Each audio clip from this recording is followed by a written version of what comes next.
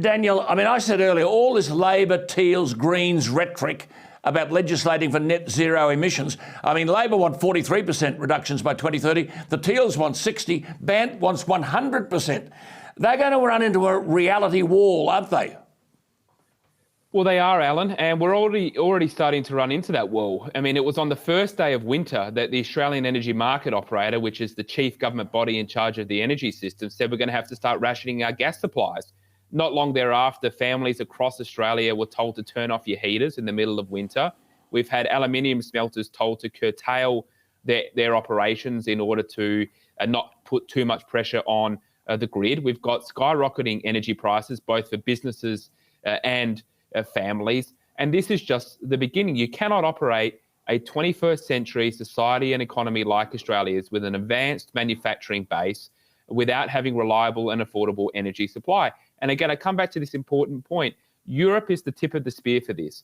They are learning what happens when you outsource your energy sovereignty to a hostile foreign nation. Yeah. And as I say, they are scrambling to get more coal, scrambling to get more gas onto their local market. Now, in Australia, we are blessed as a nation to have thousands of years worth of coal, gas and oil and uranium right beneath our feet. And as you rightly identify, it's got nothing to do with our nation or our people. It's short-sighted political leaders that continue to push renewables onto the market that cannot get the job done. Now, not only is this a risk to our economy, it's a serious national security risk. Yes, it is. As you know, 80% of the content, the minerals of solar construction and wind construction, they come from China. So effectively, we're outsourcing our energy system to China as a result of net zero. And you can't have national security without economic security. I mean, here they were before the election saying we're going to reduce power bills. The power bills continue to skyrocket.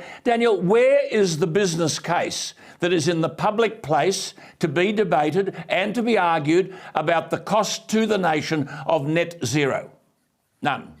Well, it's an important point, Alan. You're right, none. There's no debate. Don't forget, Scott Morrison went to Glasgow last year and signed up to Labor's policy of net zero by 2050. And there was no debate in the political sphere or in the media sphere or in the corporate sphere about the costs and benefits of the policy of net zero. He simply went to Glasgow and sold out the workers of Gladstone. He said, we're going to do net zero, which, by the way, was the policy they had opposed at the 2019 election. Now, this gets to a much bigger issue, is that on so many of the big topics facing our nation's future, whether it's to do with the policy of net zero, whether it's to do with the Indigenous voice to Parliament, whether it was lockdowns or mandates and the response to COVID, we have not had any serious debate because the accepted contours of debate are being shrunk. You know, if you speak out on these issues, you're cancelled. You have your career cancelled. They go after you. They call you a climate denier. And so what we're seeing is a shrinking of the acceptable parameters of debate. As we've just discussed, an overwhelming majority of Australians do not want net zero, but that view is not reflected in any of the major institutions of our society. And that is a real risk and a real problem to our democracy because we have so many people in this country who are without a voice.